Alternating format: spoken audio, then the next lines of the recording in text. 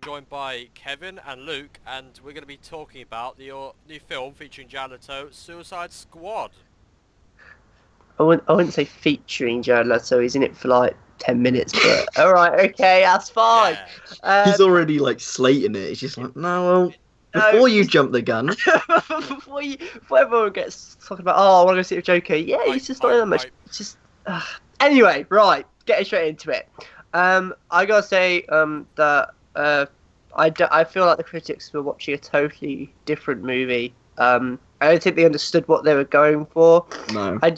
I get this feeling that they expect each movie to be the greatest thing ever made, and then when it's not, they have some sort of occasion, or maybe they think it's a running joke for them to constantly hate on it. They want to keep the running joke of every DC movie's fucking awful.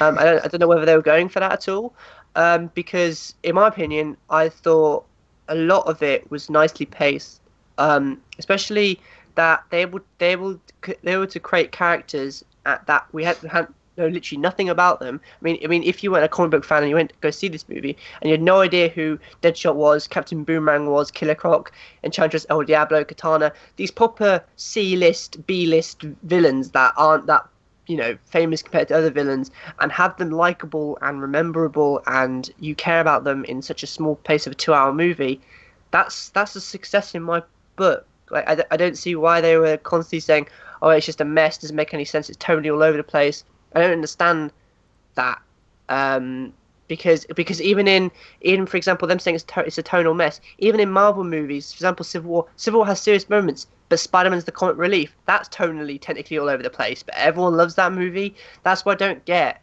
I mean, it's also like when I was saying a couple of days ago that people were saying how Jared Leto's not in the movie enough for them to make a decision, but Spider-Man's probably in it the same amount he is. People made a decision on Spider-Man automatically saying he's the greatest on-screen Spider-Man ever, but Joker, they have to have like a 3-hour movie before they decide whether he's good or not, right? and I think they just have a bad inkling of hating on it for literal no physical reason, and if the movie's not up to their standards, they just feel like it's the worst thing they've ever seen.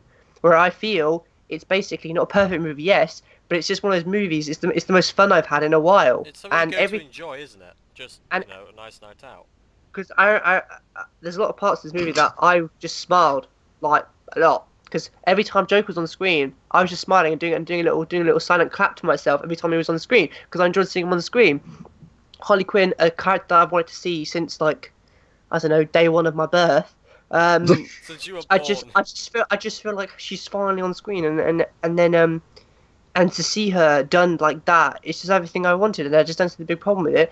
I think it's just a fun movie that I can pop in right now if I had it and just enjoy it without even. It's not a movie I have to think about. I have to sit there, physically watch it and see every single part. For example, The Dark Knight, I can't just sit there and be on my phone at the same time. I've got to physically watch it to fully enjoy it. I feel like it's one of these movies that you can put in, you can sort of be doing something, maybe on your phone, talking to your friends, texting them, and still get it.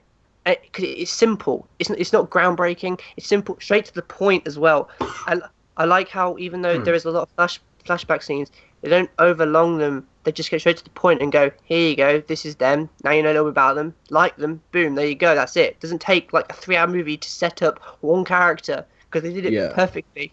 And to be fair, it's one of the most enjoyable like comic movies I've had like ever. Like I just and for them to juggle like 10 characters, and remember, when you're watching the movie, you end up like being on their side, then you forget that they're actually villains, and you're siding with villains, and you like them. That's how good they are. That's how good of characters they were. So I have no idea what the hell they were watching, whether they saw a different version of this damn movie, or they just can't just fathom the fact that it's a fun movie and that's all it is. It's just that's all I can describe it. It's nothing groundbreaking. It's not the next Shawshank Redemption or something crazy that's Oscar winning movie. No. It's just one of those things where I can just pop in and just enjoy it. I don't see the big problem with it at all. Yeah, I completely agree with you. To be fair, it's like saying if you were to really nitpick it, you would have to seriously nitpick it. Like you'd have to be some miserable shit to like not like it. Like seriously, you must have you must have for completely like your goggles must be opaque. You can't see through them. You must be so like narrow freaking minded to not like it. I don't, and it just annoys me. And it just and I really want to kill every critic possible who didn't like this movie because I don't understand. But the funny thing is, a lot of the YouTube reviewers I watch, they loved it or liked it. None of them despised it. None of them thought it was the worst movie ever made. Because according to Rotten Tomatoes now, it's worse than Batman vs Superman. Here we go. Yeah, It's rated lower. Disagree.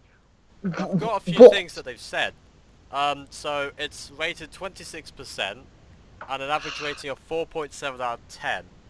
The critics say it boasts a talented cast and a little more humour than previous DCU efforts, but they aren't enough to save the disappointing end result from a muddled plot, thinly written characters, and choppy directing. So what do you have to say about that? Oh yeah, bloody good. You're bloody good, mate. You really come and see. Like, because basically the structure of this movie is, it's basically the start of it is all backstory, and then the middle part is present time. Then it has a couple little bit of backstory, and then the film ends.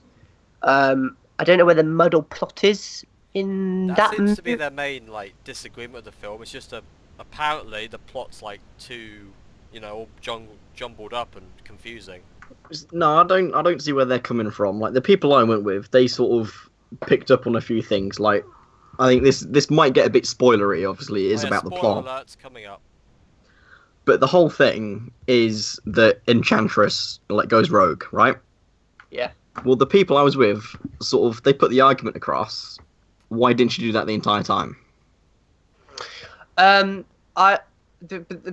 you're saying? Like she should have just gone rogue straight away, or yeah, or she what? didn't have to wait for them to organise the Suicide Squad rogue like that. True. That's the true point. But the thing with that you've got to physically remember, because here's the thing. What I thought was weird is how she was in bed and she said Enchantress, like spoiler part, but she was in bed with Rick Flag, Yeah. and then she said Enchantress, and then just sort of became normal. Now here's the thing. You know how Rick Flag tries to ring Amanda Waller to obviously put the knife through the thing.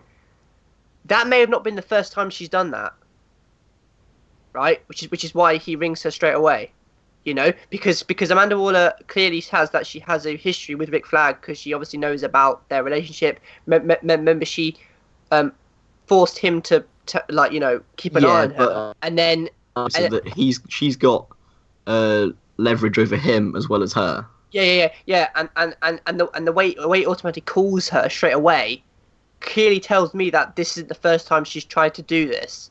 No, that's a good point. The fact that she just automatically knows to call Rick Flag to call her straight away, because he doesn't hesitate, does he? He calls her straight away to get her to do it. And here's the thing: you can't say that because when Enchantress goes over to Amanda Waller, when she goes, heart. Yeah, got that sensor. Yeah, exactly. So that's where I'd go. That's what I would say to that. If someone was, of course, it may just be me trying to fill in the gaps for the movie. It may just be me, but that's. See, I put across that she obviously she went for her heart, but when she saw the sensor or whatever go off, she had to sort of find a different way about it. I don't think she knew that her brother was there. I think she stumbled across him.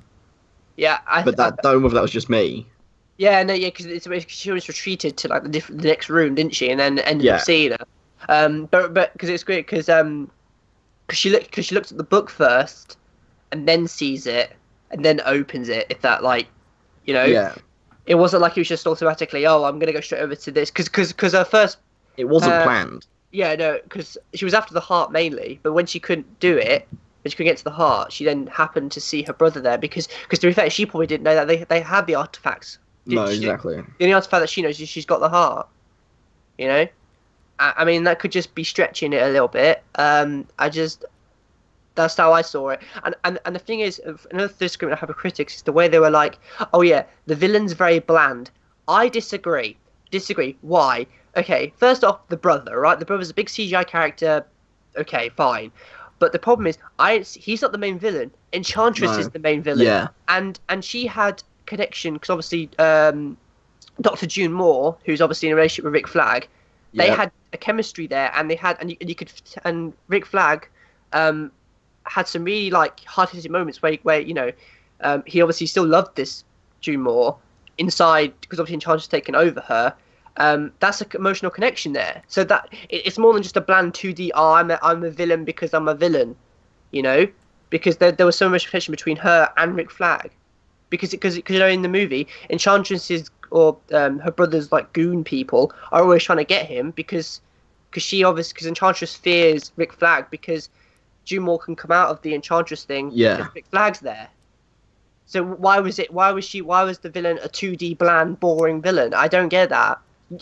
Critics seriously, God, what I just don't understand why. I don't get them, honestly. I really don't get them, because a lot of the complaints I can say is silly, because they can't say, oh yeah, bad writing and all this sort of stuff.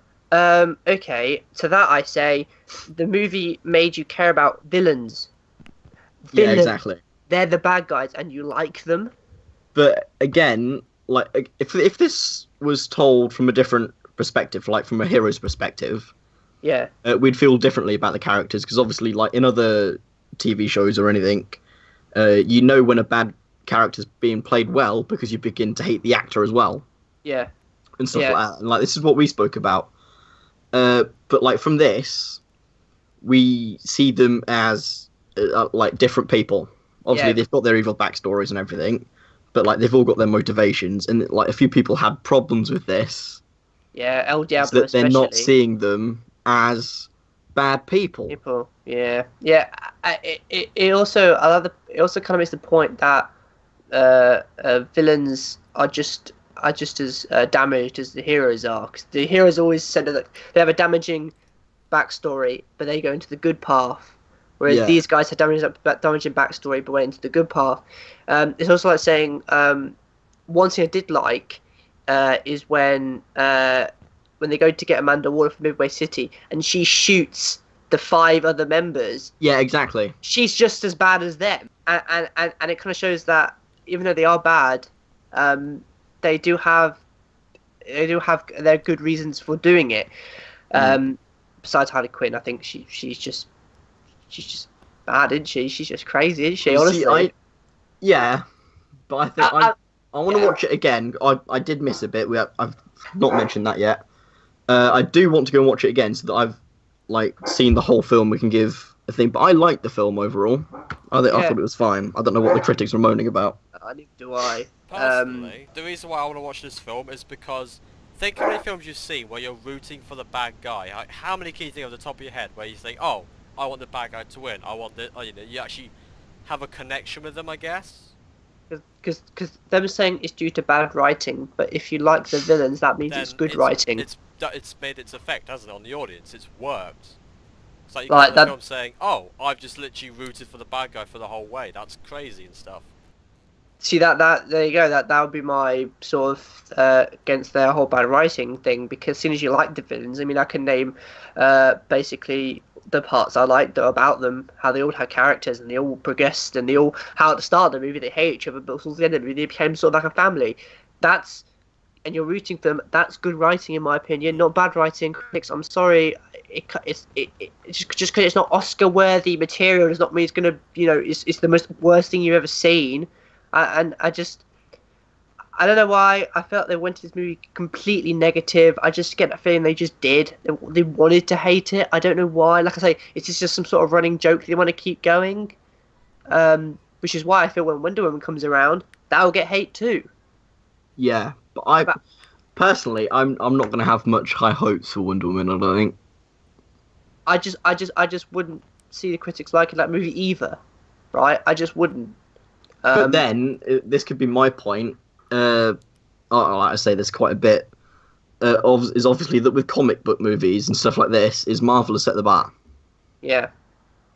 So, like critics have become to expect something from comic movies because of Marvel. I don't think they see that DC have got like a completely separate tone. Yeah, I mean, it's also saying the rumors about how there's two cuts of the movie. Them saying there was the cut made by the trailer people and the cut that was made by the director.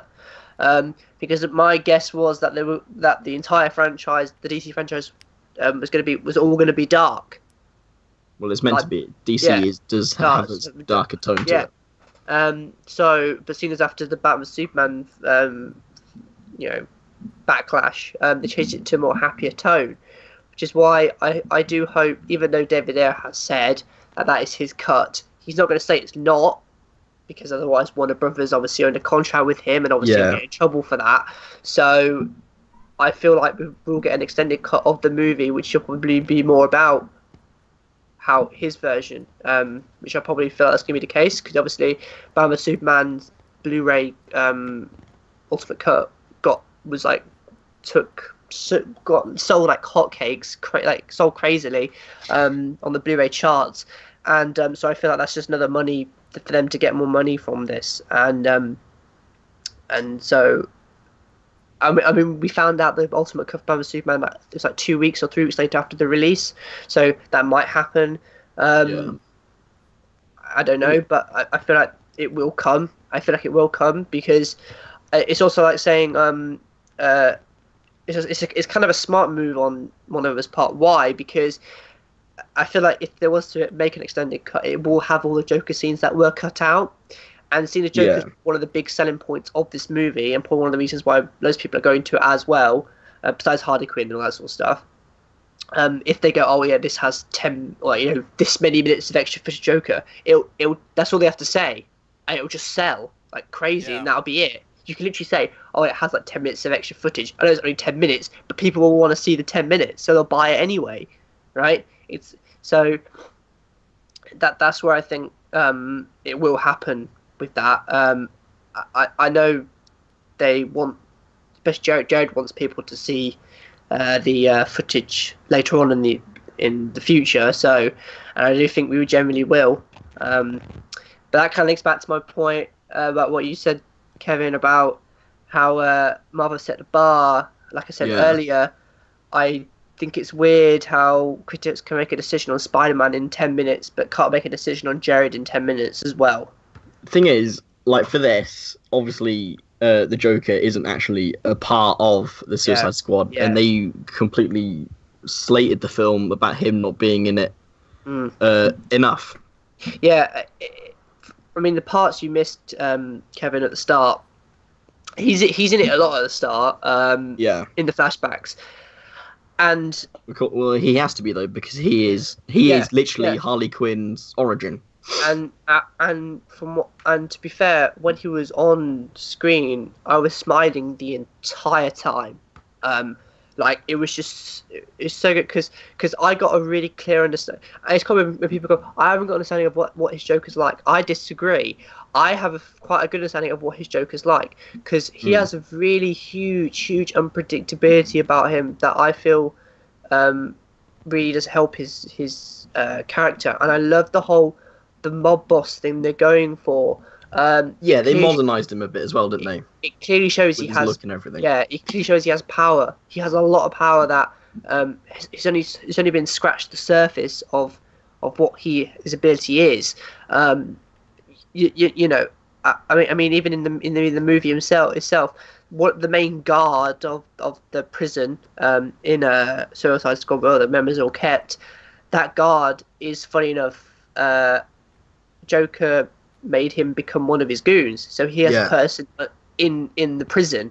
That shows how powerful he is, and and makes some more emphasis on the manipulative side of him.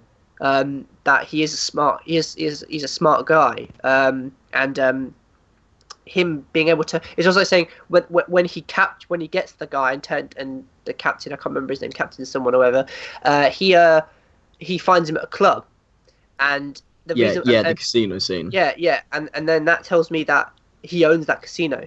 That's why he knows he's there, because he has all these connections and with so many people.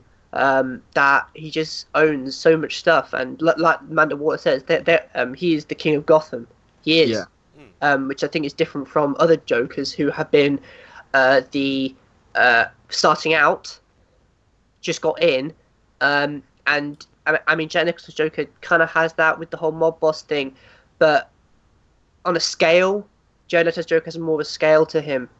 It also kind of makes sense of why, even though he's in the public in clubs, why isn't anyone just going up to him and said, "Oh, Joker's there, let's call the police"? It's because he has power within Gotham that he's even selling out people in prison guards, right? That's how powerful he is. And I don't get why people saying, "Oh, I don't understand him." I've just told you my understanding of Joker right there in the space of 5 minutes, right? Pretty much. And I think there's a clear unpredictability about him. Spoilers, by the way. I want to talk about Joker now. I really want to talk about Joker now. And there's the scene where the casino part where he captures that captain guy before he tells him that you're going to be my friend. The bit where he gets him to kiss his ring, right? He comes around, gets him to kiss his ring. Seems like a pretty cool guy, and then quickly snaps straight away, and then sort of sits on his lap. Right, straight away. Like, it was just like made him kiss his ring. Straight into crazy, doesn't he? And I just thought that seemed like a pretty cool guy. I mean, even the scene when Common comes in, the scene you missed, Kevin, at the start, where he ways at his strip club, and Harley Quinn's doing some strip thing. Nice sight, by the way. And Common's there, sits down with him, and Joker seems to like him. Right, seems to think, oh, he's a pretty nice Common, and Common kind of gets sort of comfortable in it, and then at the end just shoots him without any warning. I know you haven't seen it, Kevin, but that is. Yeah, no, it's fine. I'm gonna watch it again anyway. I mean, we can always come back to this, but. And speaking of Jared Leto, Luke, we have a question for you. Yeah, go for it. You have a tattoo of the Joker. So can you tell us why you got that tattoo, especially? I mean, on Joker's design of his tattoo on his things, I have the ha ha ha one on the left side of my chest, and it's because one of what I like about that is kind of it's very sort of a staple of his character. It's kind of because the most important thing I feel with the character is that if you have the laugh, everything else then comes with it. And it's such a iconic thing. I mean, it kind of shows, even though I've seen a criticism about the tattoos, saying that it makes him very self-aware, that he's crazy, and people say that takes away from his thinking that he's saying like, oh yeah, seeing he's self-aware, that means he's not actually crazy, he's just pretending to be crazy. I disagree with that. I think it just shows that how different this Joker is compared to other ones. It's almost like saying it's making a stamp that's his mark, and it kind of shows. It definitely does show that he has a certain amount of opinion of himself and has enough money. Because remember, tattoos are a lot of money to get, right? And to have enough money to get a lot of them. Just had more emphasis onto his power, and it's also like saying there was a prequel comic to Suicide Squad, a prequel comic, and him and Harley Quinn go on a date around Gotham, and they go into a club that he owns, and people are copying his look. So he's almost become a celebrity, right? And I know that wasn't very sort of put across in the movie, but the fact that he is able to sit in the club and have no one say to him, like call the police and say the Joker's right there, police arrest him, shoot him, and I feel like it's almost like a celebrity in the sense that that's his image. And I know it's not, like I say, it's not very evident in the movie, but that he does have a clear image that he sort of got put across. The way he has this power, the way he has these clubs, he knows so many people, and I feel like it clearly does sense. I mean, the reason why tattoos were created is because it was to make a story, it was to tell a story, and to me, the ha-has can mean anything. It can mean crazy, it can mean laughter, it can mean that he likes laughing, he likes making people happy. It could mean anything. I mean, even on the Robin suit, the burnt Robin suit. It has the ha-ha-has all over the suit. It says "ha, jokes on you, Batman." I feel like it's almost it's now become an icon, and because a lot of the Jokers that we see in previous media, he's either just become the Joker, been the Joker but sort of been undercover, sort of been in a low point, and by the time he gets well known, he either passes away, Heath Ledger for example, or just dies in the movie, Jack Nicholson. So he hasn't been around long enough to sort of have such a wide impact, because people get influenced by anything, right? And seeing as he's been around for so long, I mean, Jared Leto said that his Joker's a lot older than people think he is, or what people assume he is, and I think, since his tattoos tell a whole different story, I honestly believe that tattoo, the ha-ha one especially, is probably his first one, because it was the start of his sort of how he become, just the start of him becoming the Joker we know. The ha-has was could even be that's the first thing he did. Like, for example, the Killing Joke, the first thing he does is laugh, like, crazily. Yeah.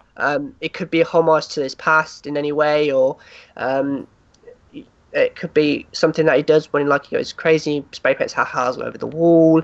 I mean, he has the Robin tattoo, symbol to Robin. Robin's dead. Has a Batman with a knife through it. Doesn't like Batman. Has the what's it called? The cards on his neck, on the left hand side of his neck. That was obviously Joker cards. Has the dragon tattoo in the back, which you see for a split second, by the way, when Joker, when Harley Quinn falls into Harley Quinzel falls into the Ace chemicals, and Joker goes in there, and the clothes sort of, like, burn off. You can see the dragon tattoo at the back, which is obviously a homage to All Star Batman and Robin, Boy Wonder, where that by Frank Miller, where that Joker has a huge dragon tattoo in his back. And to be fair, it's a story that the characters, that the creators can easily explore. I don't see any problem with directors taking on the Joker later on in DCU and explaining them, giving more context to them, because they give an opportunity to where they can explain why he has them. Especially the damaged one. Even though I feel damaged one is the one people hate the most, but I feel that's the one that's the most interesting of why he has that. Is it just a design choice? Did David think it looked cool? Well, that could be the case, but a director or a writer could go, actually, I'm going to take that word and in a film just explain why that is. It gives it more of an opportunity for them to tell a story with that one tattoo, that one damaged tattoo on his forehead, of why he's got that, when did he get that, why, did he get that in a moment? Did someone put it on him forcefully? That because to be fair, if you look at the way the tattoos are all drawn on and inked on, the damaged one is the one that's the most different, and different font, the way it's done, the size, the text, all that sort of stuff, and the colouring, it's all different from everything else on his body. That could mean something totally different, and that's something they could easily explore, linking to the idea of Jared Leto's Joker being older than he appears to be. And I think they don't have to do that. They probably won't. But if a director can easily go, okay, I wanted to look at that tattoo and go, okay, I could go into that at some point, and because I mean, even the Robin tattoo, that we already know what that means. That means the Robin's dead, right? That's a homage to that. All it'll take is one bit of imagery for people to go, okay, that links to that tattoo. Oh, that's why he's got that tattoo for, right? Yeah, it's kind of like Easter eggs in a way. All I can think of is, like, a picture has like a 1,000 words, so, like, anyone can interpret it in different ways, I guess. And people can go, okay, the Joker would never get them, but the problem is, this Joker is very different to the other ones, and that's the good thing about him. Since he has this power and all this sort of stuff, he's very different in that way, and he acts very differently in public to how people would normally sort of perceive him. Because if this was the Dark Knight, and people saw the Joker, people would call him straight away and probably get captured by the police, right? Of course, in the Dark Knight, he planned to get captured by the police, but it's the fact that people's public perception of Heath Ledger's Joker will be different to this Joker in the DCEU universe. Like I said in the prequel comic, people are copying his look. Someone dyed green hair and has the green slick back hair that he's got. Just an example of a celebrity he's become. Because the thing is, we don't know what he's like in public. To be fair, that's something they could easily explore, and that's why I feel, even though Joker was in it for 10 minutes of screen time, a director can easily take on that and do so much with it. Which is why I can see people complaining, "Oh, why isn't Jared in it a lot?" I like that in a sense because it makes you want more, and a director can take it in any way now because there's so much going on in terms of his characteristics. His look, his whole idea of him having so much control, him being the king of Gotham, because this Joker basically puts the Prince of Crime in the Clown Prince of Crime. They really elevated that and elevated like 10 times over. So it can mean anything, and that's why I've got it, because it's one of those things where it can mean anything to him. Can mean anything to me, and it's something that he got himself, that means something to him, and to be fair, and here's the thing, you may think that the tattoos are ridiculous, but in a simple backstory, it could easily add sympathy to his character automatically why he's got that tattoo. Because, for example, here we go. Here's a little thing. In Brian Azzarello's Joker comic, which came out in 2008, which was based on Heath Ledger's Joker. Well, they said it wasn't based on Heath Ledger's Joker, but the design is pretty much Heath Ledger's Joker with the scars and all sorts. There's a scene in that where he has control over. He goes into Arkham Asylum, gets captured, gets put in Arkham Asylum. All his territory and his gang has been taken over by Two-Face, the Penguin, all the other mob bosses in Gotham. Comes out of Arkham Asylum, wants to retake his territory back, and there's a part where we're watching the Joker from his head goon's perspective, and there's a scene in this thing where throughout the book you see Joker has such confidence and such control, but there's a scene behind the scenes where Joker's in a room with Harley, right, and he's on his knees crying into her, which completely makes you go, whoa, okay, that's a bit weird. He's been confident and jokey throughout and had clear control, but behind the scenes he's crying to Harley, right? That's what I mean. People complaining about tattoos, they could mean something personal to him that you have no idea. It could, for example, even mean the haha one, for example, could link to the Killing Joke easily with saying how in the Killing Joke storyline, failed comedian, but the jokes made his wife laugh, right? Tragic, right? And then of course you know what happens to his wife. His wife dies and his unborn child dies, right? That's what I mean. That's the beauty of them, and that's why I feel people kind of missed that.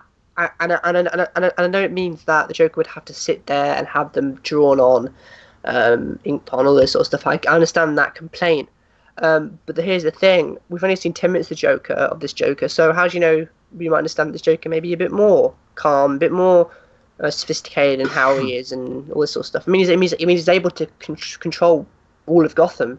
That shows he has this, power to him, which other Jokers haven't had, seen or yet to see, and that's the opportunity they have, and that's why I've got it, and that's the opportunity directors or a writer can have with this Joker, and that's why I've liked them from the photo we got last year in April when it's his 25th anniversary of the character, and that's just my opinion on the tattoos. I mean, people could obviously strongly disagree with that and say I'm wrong, but that's how I take them anyway. Fair point, yeah. Even though you've been like a Jared Leto supporter from the very beginning. Super fan, I think, is a pretty much better term. It's go on. Like even in school, like pretty much when we were talking about it, he used to draw Jared Leto on this whiteboard. So every day the teacher would come in and just see him and just praise him, which is like, I don't know. Yeah. the reason why, like, I know that I had a clear supporter of him, because the Joker they're going for suits Jared as a person, in the fact that the Joker is this celebrity. Jared Leto is a celebrity, he's a singer, and I also feel like because even with like the with the hair, the bright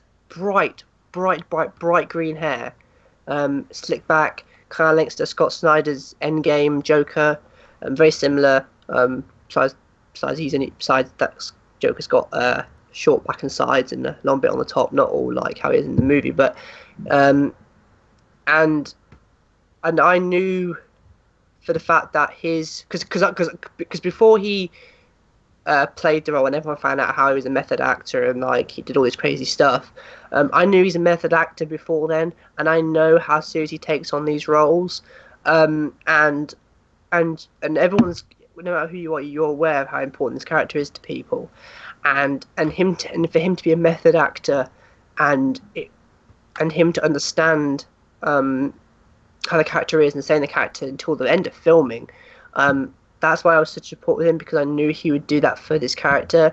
And of course that kind of made me worried, because that can obviously, being in character can you know, for example, I know this is off topic, but Daniel Day-Lewis, who played Lincoln in the movie Lincoln, kept the voice on until the end of filming. He kept the voice on for so long, and that the voice, he couldn't get rid of the voice. That ended up becoming his normal voice until he got his old voice back. It took him ages to get his old voice back, and for Jared to stay in that role for so long, you know, it can, because you're in a different person's mindset. Then this Joker is crazy. Like, it's clear that this Joker is a psychopath, and then they really make that evident. But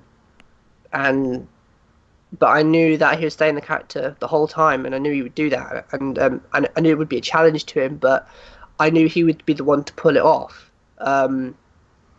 because he does have a presence to him, and he's made him have such a big presence to him that that made him, when he was on the screen, he's the focal point, the person you want to see the most, and even by the smallest things, for example, the bit where Harley Quinzel falls into the Ace Chemicals waste, all this sort of stuff.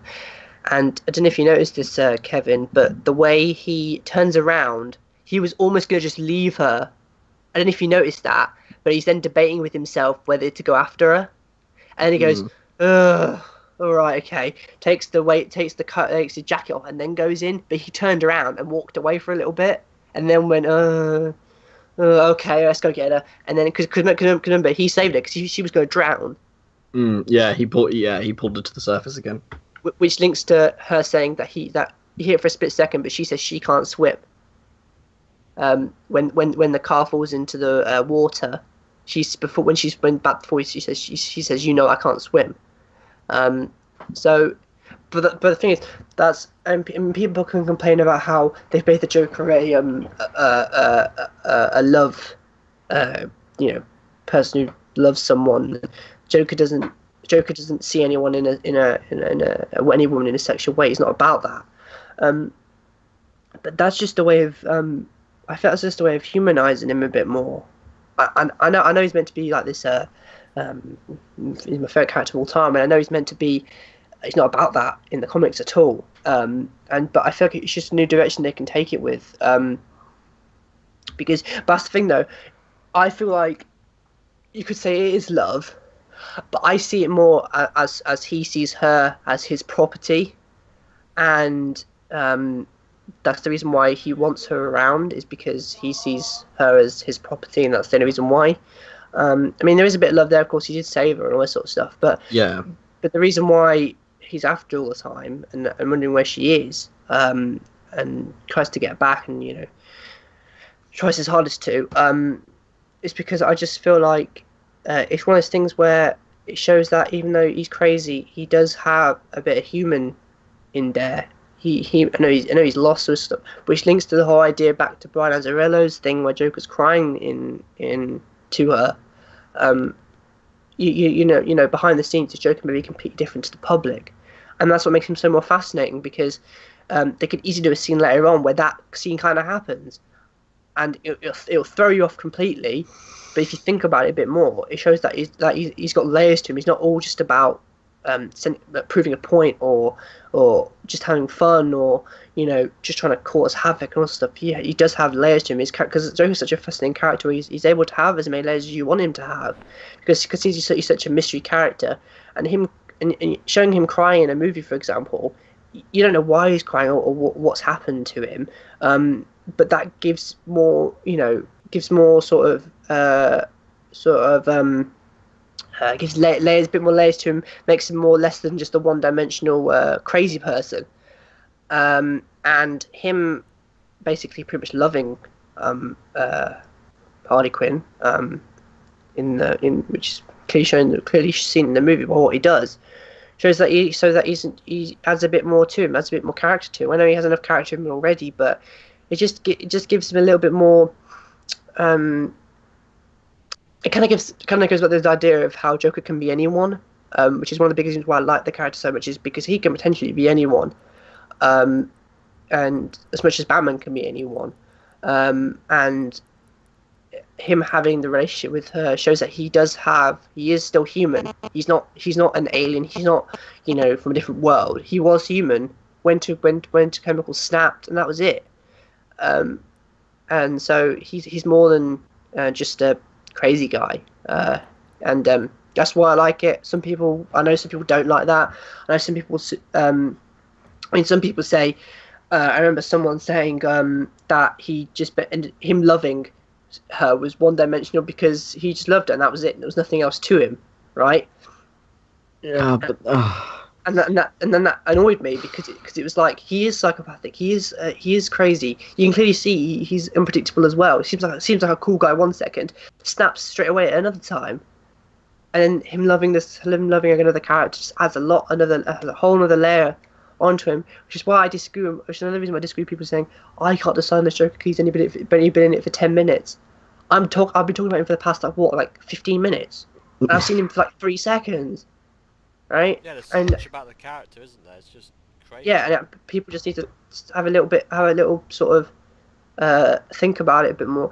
I know when people say I don't know how they feel, it's because they're more about the performance rather than the the undertone to him and all this sort of stuff. So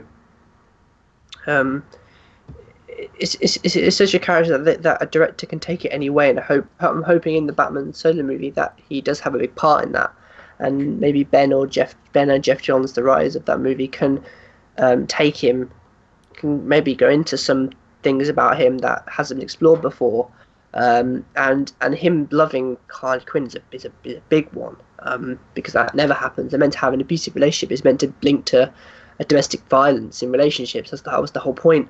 That was kind of the reason for it, because originally she was just a henchwoman. That's all she was when she was created by Bruce Timm. That's all she was. She was just a henchwoman to the Joker. She was nothing else. And it's also nice. I also feel like it gives Harley Quinn a bit more than she just being a henchwoman that's just there. And you could easily have them.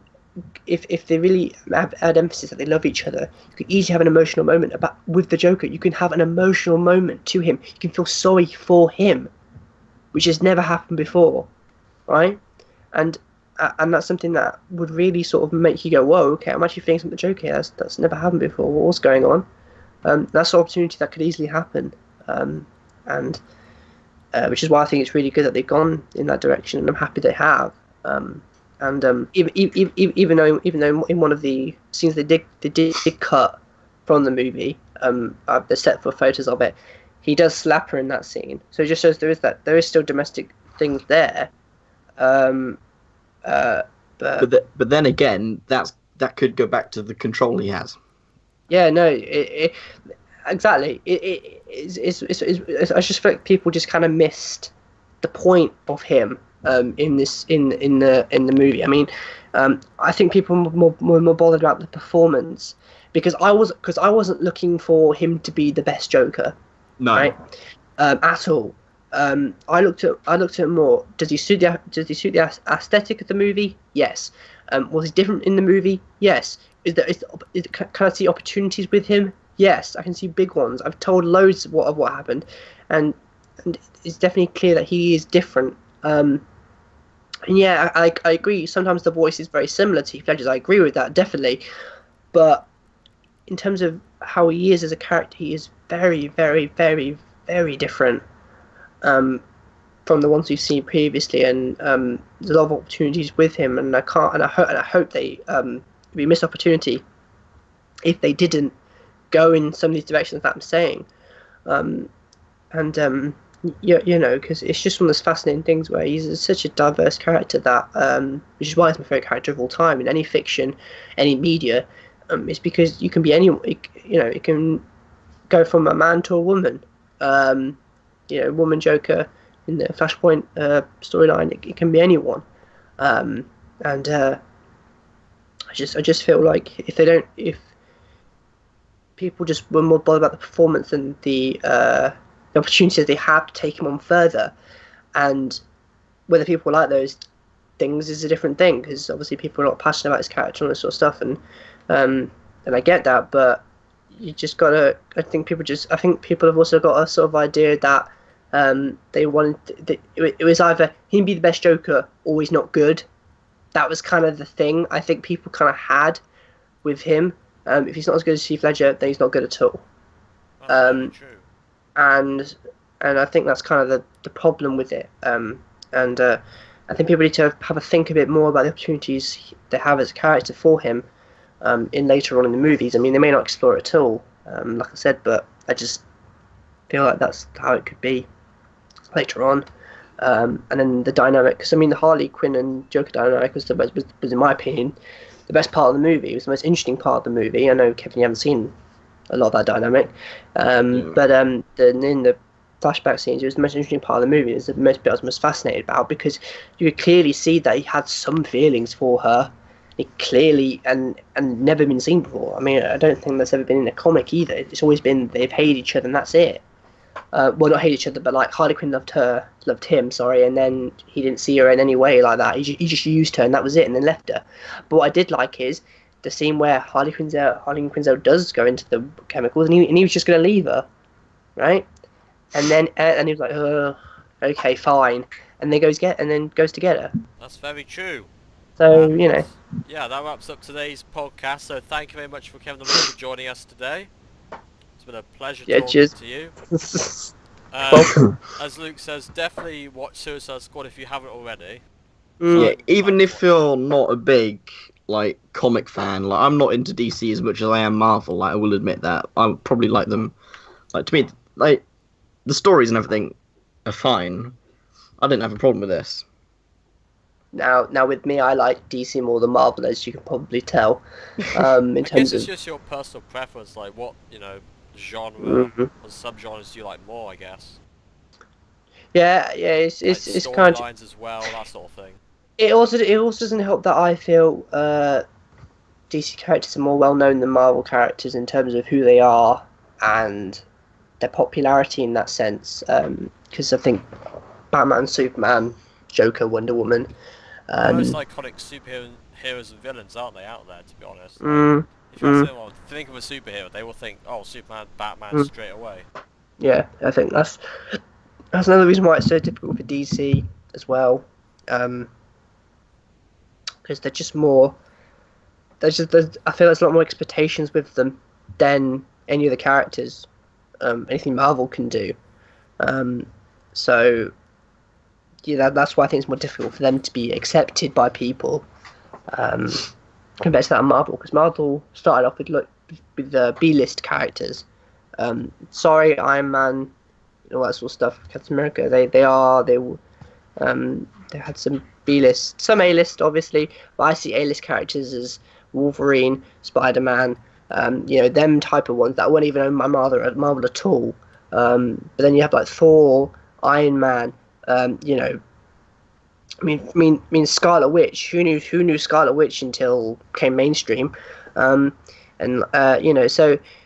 like Black Widow, Hawkeye. There you go. It's just Marvel have more characters that people don't know as well, which means they're able to do more liberties on.